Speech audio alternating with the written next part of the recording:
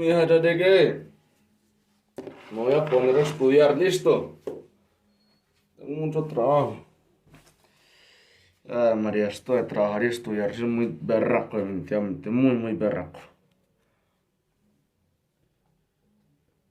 Tengo trabajo de personas.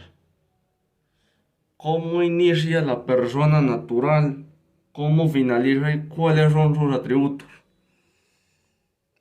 Hombre, yo no me acuerdo de haber visto eso en clase, hombre. Voy a necesitar ayuda, pero ¿quién me colaborará, hombre? El doctor Samuel tiene la oficina allá en el pueblo. Él me ayuda, él es lo más de querido. Él es lo más de buena persona. Sí, el doctor Samuel me ayuda, el doctor me ayuda.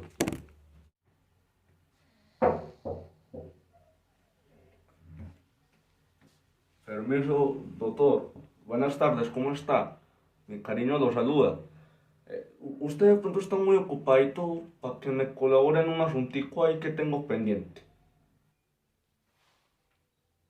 Hombre, don Aristides, ¿cómo está? Tiempo sin verlo. Qué bueno que esté por acá, claro que sí. Bien pueda, tome asiento. Hombre, doctor mío, le pague. Qué pena, yo me le siento por acá, hombre. Cuéntame pues, ¿cómo está? ¿Cómo está pues todo por allá por Medellín? Por la ciudad. Hombre, don Aristides, lo más de bien. Todo por Medellín, muy bien. Recién graduado yo de la Universidad de Medellín, muy feliz. Ejerciendo lo que nos gusta. El derecho es una profesión muy exquisita, hombre, ¿para qué le digo que no? Entonces ahora sí cuénteme, ¿qué me lo trae por acá? Y yo tan descortés no le ofrecí nada de tomar. ¿Le provoco un tintico?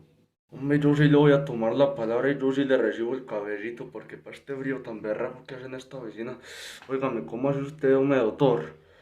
Tiene que abrirle más el solar para que le entre calorcito. O compro una de esas condicionado, de ese aire que está tan de moda últimamente. Pero yo sí le recibo el cafecito y le cuento que el motivo de esta visita, hombre, es que me dejaron un taller de de esas materias que usted ya vio hace rato, pero que usted de pronto me puede colaborar, hombre.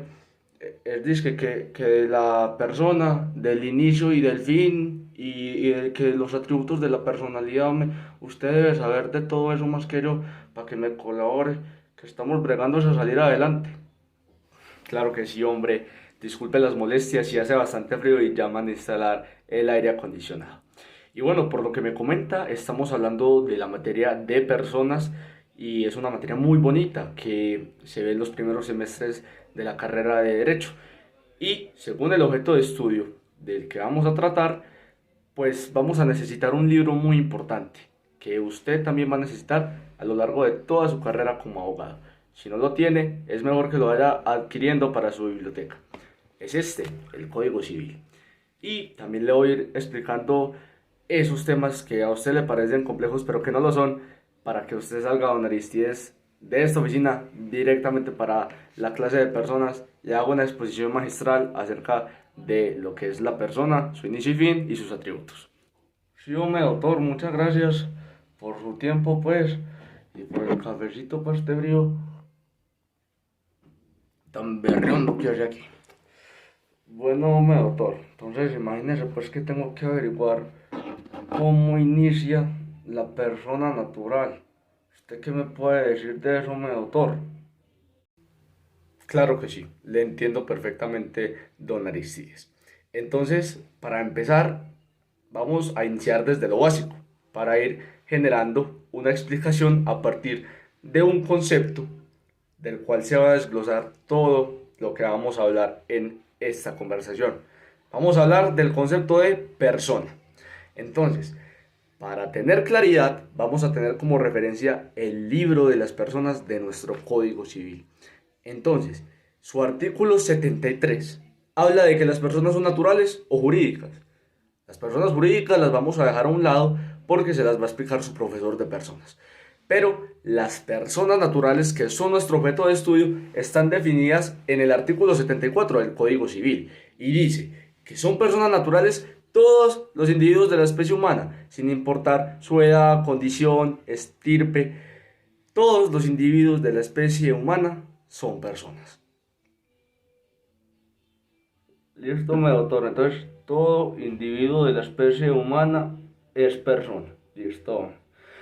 ¿Sabe qué, doctor? Yo sí sabía, hombre, que todo lo que decía esa muchacha liberal que por allá en el pueblo, que imagínese que está a favor del aborto. Imagínese, hombre, que desfachatez. Imagínese que mantiene diciendo que sí se puede abortar, que porque el niño que viene todavía no es persona. Yo sí sabía que ese niño sí era persona. Ya que tenía la razón, doctor.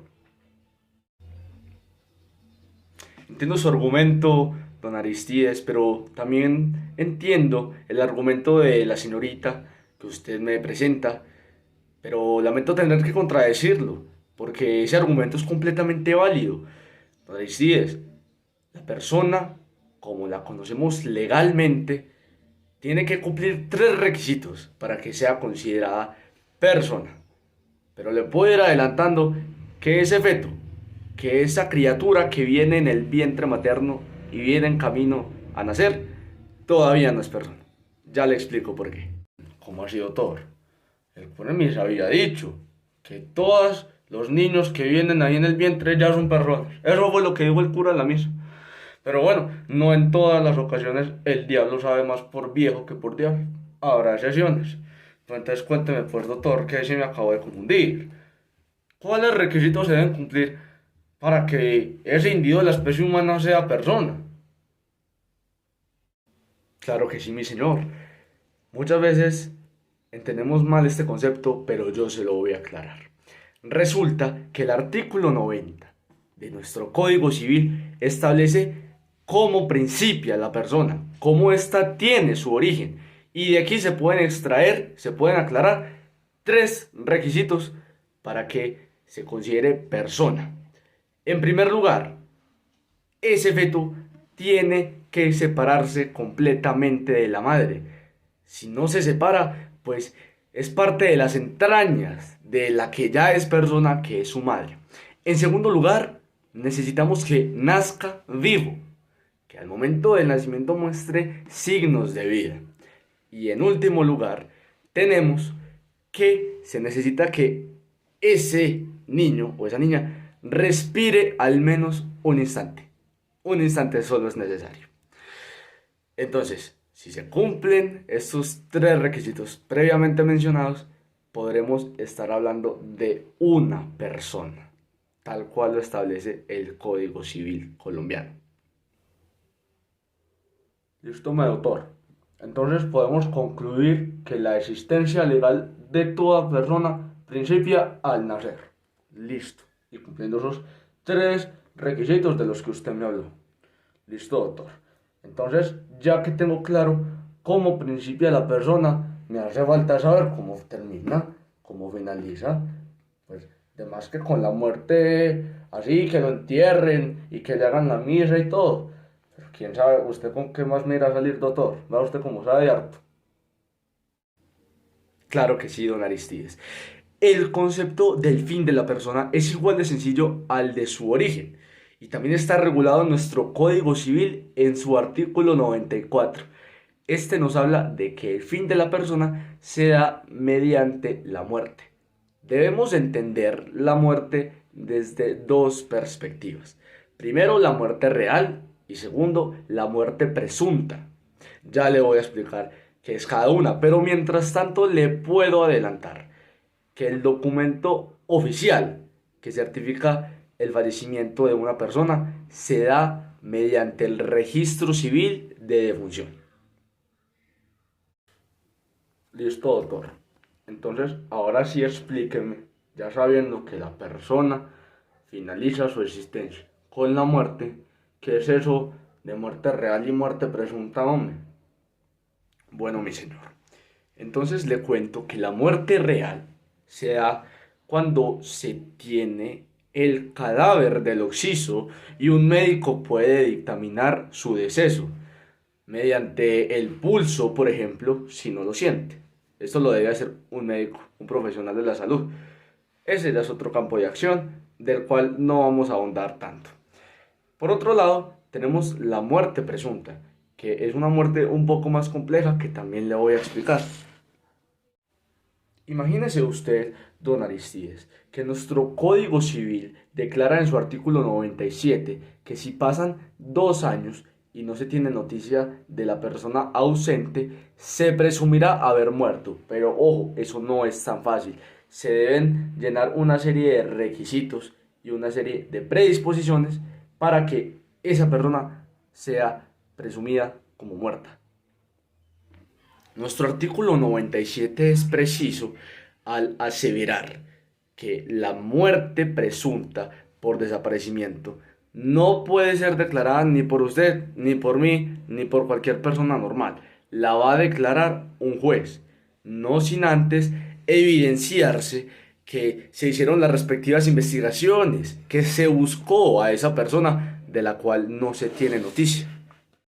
Este artículo del Código Civil también es claro al declarar que esa muerte no va a poder ser declarada por un juez sin que antes se cite a esa persona por medio de 3 edictos que se van a publicar en un lapso de 4 meses cada uno, o sea, en un año. Esos edictos van a poder aparecer en medios de comunicación, en periódicos y en distintas formas en que el individuo pueda darse cuenta que se le está buscando. Finalmente, el juez va a fijar la fecha de la muerte presunta de esa persona en el último día del primer bienio. Y 2 años después de esa declaratoria se va a poder ceder la posesión de los bienes de esa persona a los que estén interesados en ella y obviamente que cumplan los requisitos de la sucesión. En este caso, si tiene descendientes en primer lugar, si no los tiene ascendientes y todo el proceso sucesoral que se deriva también de los grados de consanguinidad que tuvo esa persona en vida. Listo, doctor. Qué tristeza, hombre, esta muerte pregunta que una persona se desaparezca así porque sí. Hombre, allá en el pueblo hay un montón de esos que se desaparecen. Habrá que ayudarlos con este mecanismo para demostrar legalmente el fallecimiento de esas personas. Pero bueno, hombre, hoy sí, como está de tarde, me va a coger el día para irme para la finca. Entonces ya para irme yendo, doctor, tengo que terminar esta investigación que con los atributos de la personalidad. A ver, cuénteme por usted qué sabe de eso. Ayúdame, hágame el favor. Bien, don Aristides. Para empezar, los atributos de la personalidad son todas aquellas características que son propias de las personas. Por el mero hecho de que seas considerado una persona, tienes derecho a su vez a todos esos atributos que te van a caracterizar y que te van a hacer titular de derechos y también te van a dar cierta capacidad para adquirir obligaciones. Ese es un tema en el cual vamos a profundizar, pero esa es una definición general somera acerca de los atributos de la personalidad, que vamos a catalogarlos y vamos a hacerlo de una forma muy curiosa. Vamos a decir entonces que los atributos de la personalidad son un enano capado. Escuchó bien usted, don Aristides, un enano capado. Estado civil, nacionalidad, nombre, capacidad, domicilio y patrimonio. Pues ahondar, don Aristides, en cada uno de estos 6 atributos de la personalidad. Para esto le voy a recomendar un texto muy bueno que le va a ayudar a definir estos atributos de una manera muy eficiente. Se llama Derecho Civil General y de las Personas, del cual vamos a extraer la información que le voy a explicar. Para empezar, empecemos con el Estado civil. El estado civil es la situación jurídica de la persona en la familia y en la sociedad que le da aptitud para contraer ciertas obligaciones y ejercer ciertos derechos. Vamos a decir que de manera fundamental existen dos estados civiles, el soltero y el casado. De aquí se desprenden términos como divorciado o viudo, pero vamos a tener como punto fundamental, como base, que hay dos estados civiles. Una persona puede ser o soltera o puede ser casada, si está dentro de un contrato de matrimonio o si por el contrario no lo está. Eso es el estado civil. Dios mío, líbrame de todo mal y peligro, en especial de casarme, porque el bendito matrimonio el que no mata lo desfigura. Entonces hay que mantener el estado civil de soltero, sí señor. Hombre, y yo también en un documento, en personalidad jurídica y atributos de la personalidad, que eso me lo dieron allá en la universidad, imagínense que sí leí lo de la nacionalidad, que es otro atributo de la personalidad, y descubrí que es el vínculo jurídico-político que ata a una persona, o sea, a un sujeto de derechos, con un Estado, con una nación. Y entonces ese Estado le tiene que proveer ciertos derechos y cierta protección a esa persona. ¿Estoy en lo cierto, doctor? Sí, mi señor, está usted completamente en lo cierto. Pero yo a esa definición le agregaría los matices que la Carta Política de Colombia, en su artículo 96, le da al atributo de la personalidad, que es la nacionalidad. Nuestra Constitución establece que hay dos tipos de nacionales. Pueden ser nacionales por nacimiento o pueden ser nacionales por adopción. Hablamos, don Aristides, de nacionales por nacimiento cuando se nace dentro del territorio colombiano y se cumplen requisitos como que el padre o la madre hayan sido naturales colombianos o que siendo padres de extranjeros se demuestre que alguno de ellos estuviera domiciliado en el país en ese momento del nacimiento. También se puede ser nacional por nacimiento cuando se nace en el extranjero pero se domicilia posteriormente en Colombia esa persona o se registra en una oficina consular en el país en que haya nacido. También se puede ser nacional por adopción, pero acá ya estamos hablando de personas extranjeras que obtienen su carta de naturalización después de haber demostrado que estuvieron domiciliados por 5 años en la nación. O si son latinoamericanos o del Caribe, este requisito cambia a solo 1 año.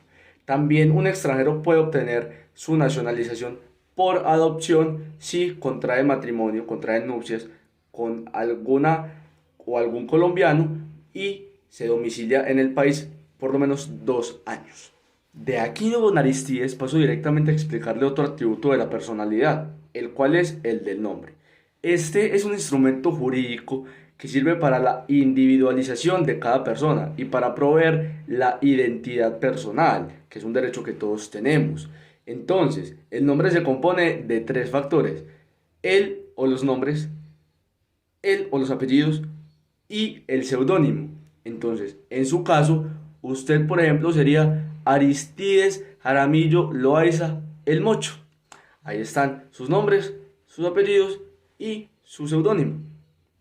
Exactamente, señor, ese soy yo. Yo soy Aristides Jaramillo Loaiza el Mocho. Sí, señor. Y vea que yo me le adelanté un poquito y investigué el atributo de la personalidad de la capacidad. Y hombre, yo sé de eso. Es que la capacidad, ¿qué es? Es la aptitud que tiene un individuo, una persona, para adquirir obligaciones y adquirir a su vez también derechos, para ser titular de derechos. Pero hombre, yo estoy todo enredado con ese término ese que de la ley del 96. Eso hablan mucho de eso. Yo me quedé en lo que yo le acabo de decir. ¿Usted me puede explicar eso? Está usted completamente en lo cierto, don Aristides. La capacidad no es más que eso, la aptitud para contraer obligaciones y ser titular de derechos. La capacidad se divide en capacidad de ejercicio y capacidad de goce. Esta última la tiene usted por el mero hecho de ser persona y la capacidad de ejercicio se da mediante la mayoría de edad, por la cual usted puede ejercer ciertos derechos y puede contraer ciertas obligaciones. La ley 1996 habla del régimen para el ejercicio de la capacidad y es una ley a la cual hay que prestarle mucha atención, hay que revisarla con lupa porque deroga muchos conceptos que se venían usando en nuestra nación que actualmente ya no rigen más en ella. Así que vamos a examinarla. Resulta pues, hombre, que la ley 1996 del 2019 garantiza el respeto de la dignidad humana y la autonomía individual de la persona. ¿Y cómo lo hace? Por ejemplo, eliminando la figura de la interdicción, que fue una figura que servía para que una persona tuviera nulidad en cualquier contrato o acto jurídico que celebrara. Entonces, esta ley elimina por completo esa figura y además establece que solamente son incapaces absolutos los impúberes, ya que sus actos no van a tener consecuencias legales y no admiten ningún tipo de caución. Podemos entonces concluir que la Ley 1996 del 2019 hace que se presuma la capacidad legal de toda persona sin distinción alguna. Entonces ya usted me preguntará, don Aristides, ¿qué pasa con las personas que antes llamábamos incapaces y que necesitan de algún apoyo, de alguna ayuda para poder celebrar negocios jurídicos? Yo le respondo que esta ley establece la figura de los apoyos.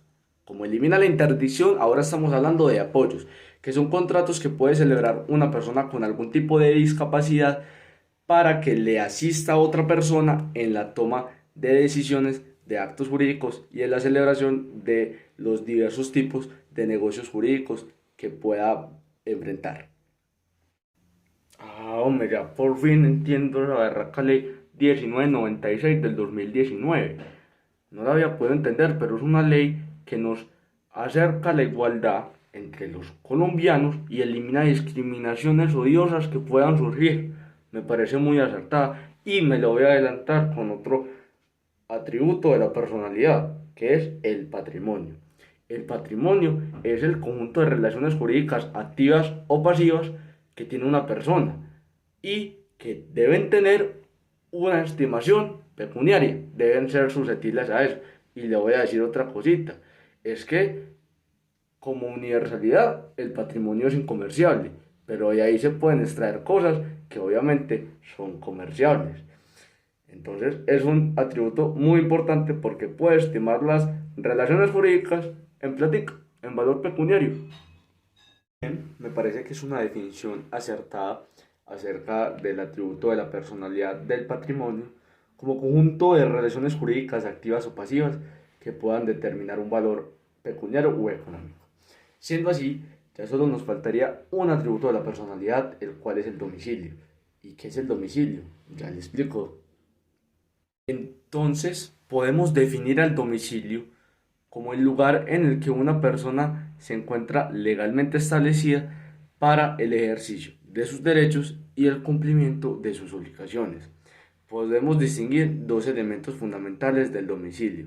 Uno que es el corpus, que es el elemento tangible, el lugar de residencia donde estoy domiciliado, y el elemento del animus, que es el ánimo de permanecer en ese lugar para desarrollar mis actividades económicas y para ejercer mis derechos. La ley es amplia en su clasificación de los domicilios, siendo los principales el domicilio legal, el domicilio contractual y el domicilio voluntario.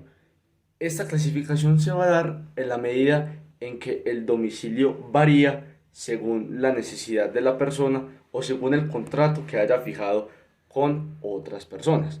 Entonces, puede hablarse de que un domicilio es voluntario cuando únicamente la voluntad de la persona hace que se domicilie ahí, o de un domicilio contractual, cuando un contrato enajena la voluntad de la persona para que ésta resida y se domicilie en otro lugar. También podemos hablar de domicilios civiles, que es el más general, que es aquel domicilio en el que se establece el cumplimiento de los derechos y de las obligaciones de esa persona que está domiciliada en X lugar. Hemos pues, don Aristides, llegado a la conclusión de esta charla. Espero haya usted aprendido acerca de asuntos tan relevantes para el derecho como lo son la persona y los atributos de la personalidad. Cualquier duda sabe que puede encontrarme en mi oficina y no duden en acercarse cuando lo requiera. Que tenga una buena noche. Hombre, mi doctorcito me salvó la materia, hombre. Muchas gracias por todo y aprendí mucho de la persona y de los atributos de la personalidad. En estos días lo invito pues a la finca para que vayamos a comer mazamorra pilada con frijoles cachetones. Muchas gracias, doctor.